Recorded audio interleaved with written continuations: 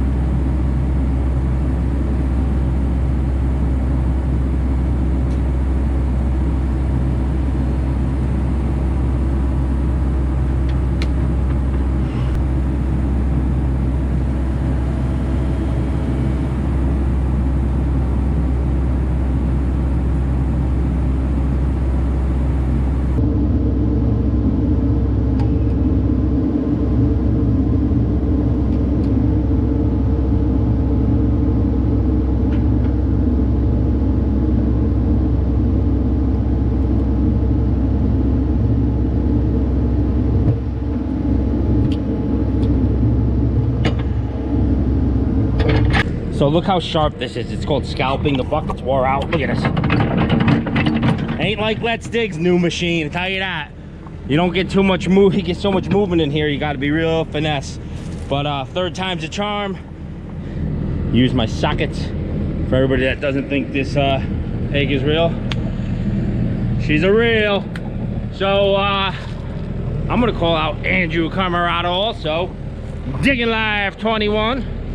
And anybody else who has an excavator who wants to rock out with their egg out, get to it, boys.